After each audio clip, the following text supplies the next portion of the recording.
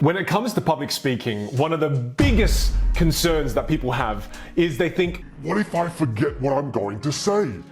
you know what I mean? You have this thought in your mind and then all of a sudden, what was I meant to, you see, that right there is what most people are afraid of. That's what gives us a lot of anxiety, or in other words, the heebie-jeebies before we jump on stage and we present.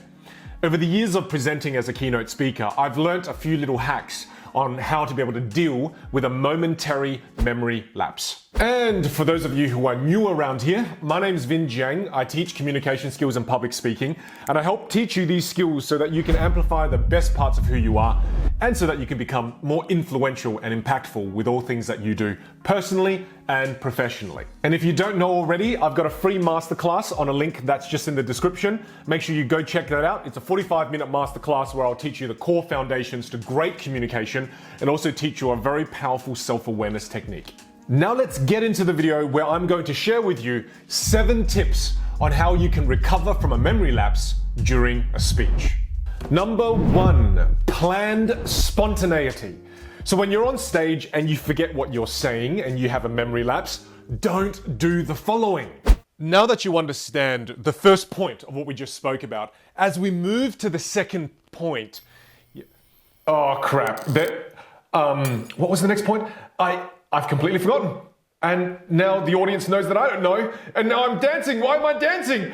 Alpha Company, this is Bravo. We've completely lost control of the situation. Abort mission. I repeat, abort mission. Unfortunately, Elon Musk has not created this kind of technology for us yet. Come on, Elon, come on. So what we should do in the absence of this technology is we should do the following. Now that you understand the first point, as we move to the second point, you know what? Instead of going from 1, 2, 3 and doing this in chronological order, let's mix things up a little. As I move to the third point, and I'll come back to the second point, the third point is all about, you see, in that very example, what I did was I spoke about the first thing, which I remembered, then I forgot the second thing. So then it seemed like I was spontaneous. It seemed like I went to the second thing and went, you know what, let's go to the third thing. The only reason I did that, obviously, in this situation is because we've forgotten the second thing. But to the audience, it seems like a spontaneous movement, that you were so masterful at your craft that you saw in the middle of your speech, instead of going from point 1 to point 2 to point 3, you thought it was better for the audience to go from point 1 to point 3 than to point 2. So again, it helps you hide the fact that you've forgotten what you're going to say, and it helps you seem spontaneous, which makes you seem extremely masterful. Now, obviously, you only use this technique when you're really in trouble, because if you intended to go from step 1, 2, and 3, then that's what you want to do. But in the rare cases where you have that memory lapse, just go from step 1. Actually, no, let's not go to step 2 first. Let's go to step 3 and then move to the next thing you remember, and then go back to the second one. And by the end of your presentation, no one's the wiser. Number 2, repeat what you've just said in a different way to buy yourself a little bit of extra time. Let me literally show you what I mean.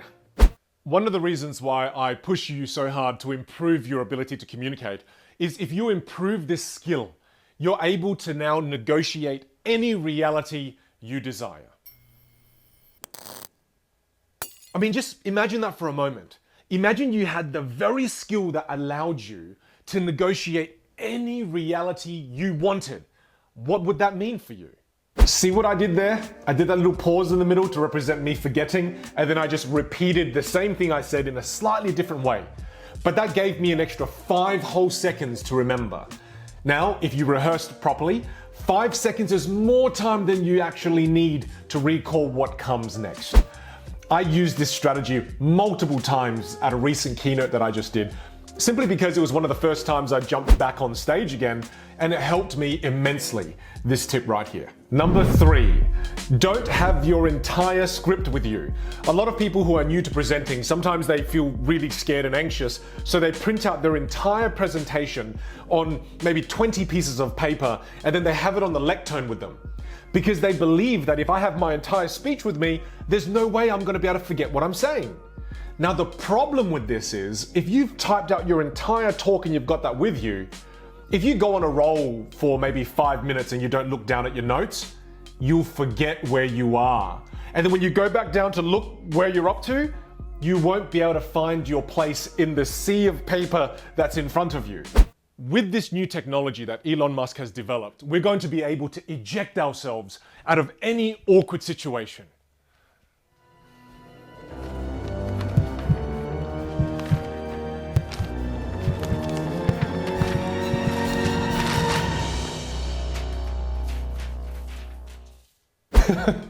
Instead of doing this, what you should do is just have one page on stage with you at the lectern if you have to have this. And instead of having the whole script, just have bullet points on your key speaking points. If you've rehearsed your talk properly, all you need are the bullet points. You don't need the entire script. So this is what it would look like. With this new technology that Elon Musk has helped us develop, you're going to be able to eject yourself out of any awkward situation. And if we invest in it now, it's going to allow us to create an awkward-free future. Hi, my name's Vinh Giang and I'm Chief Designer here at Amazing Inventions. We've just recently collaborated with Tesla, Elon Musk himself, to bring to you our most anticipated product reveal ever. This technology is so beautiful, so elegant. It is so unique and so rare that I know you've never experienced anything like this. Ladies and gentlemen, I bring to you Awkward. This technology is going to allow you to escape any awkward situation ever. And did I mention, it comes in 7 different colors. I guess that's my way of saying use bullet points and don't write out your entire speech. Number 4, just go to your notes if you need to. If you forget where you are and you've got bullet points handy, feel free to just pause, walk over to your notes, have a quick check, and then continue. This is actually quite a nice thing to do as long as you're doing this only once or twice. I mean, if you do this 20 times, then you'll just look unprepared. But if you just do this once or twice, the audience is going to forgive you. In fact, it may even humanize you to the audience and help them connect with you better.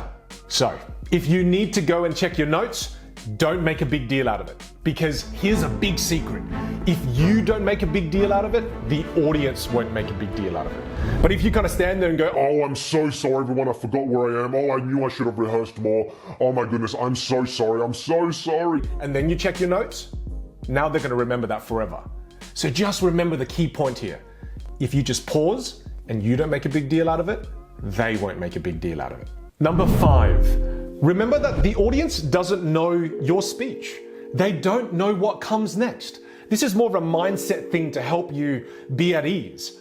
They don't know what comes next. So say you forget what comes next, you can do a little bit of improvisation. Again, they don't know your speech. I did the same thing.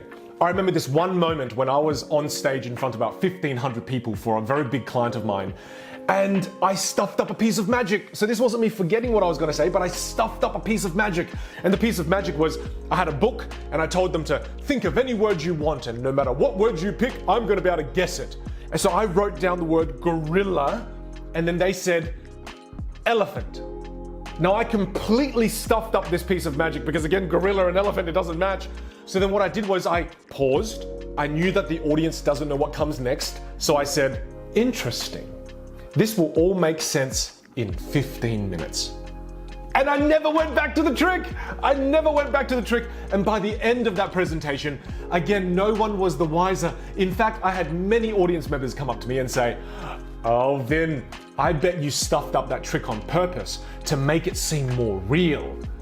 And I looked at them and said, yep, that's it. Yeah, you got me. Ah, you clever monkey, you got me. So just remember, keep this thought in the back of your head. The audience has no idea what your speech is going to be. They have no idea the order, the sequence, they don't even know what you're going to say next. So use that to your advantage and use that thought, keep it in your head to give you a little bit of comfort.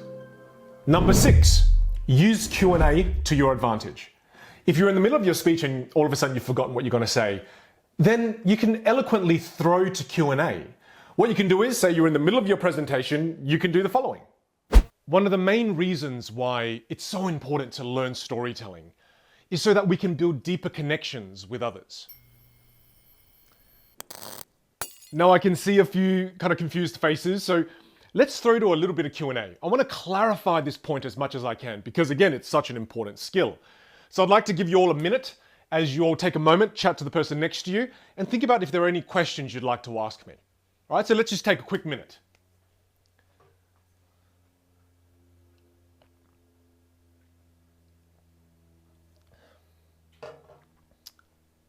Did you see what I did there? I went straight to Q&A. Now, if you want to get better at question and answers, then make sure you check out my video that I've already made on how you can get better at Q&A. Now, what I did again in that situation is I gave everybody a minute, but really I gave myself a minute in that situation so that I could go over to the lectern, grab a sip of water, and double check my notes.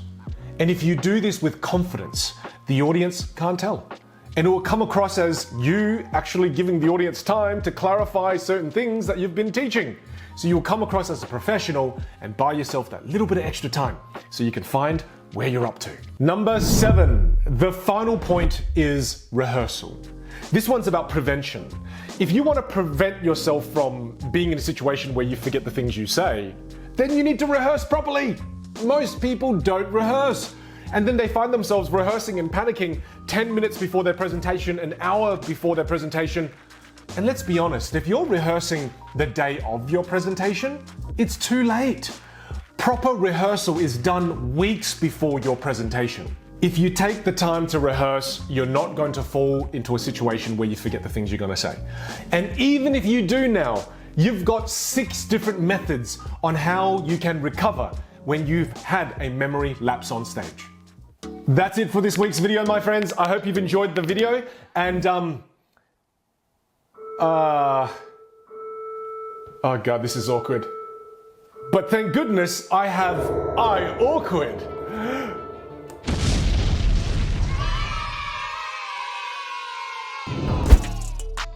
Sign up for my free 45-minute communication masterclass. See you in the next video.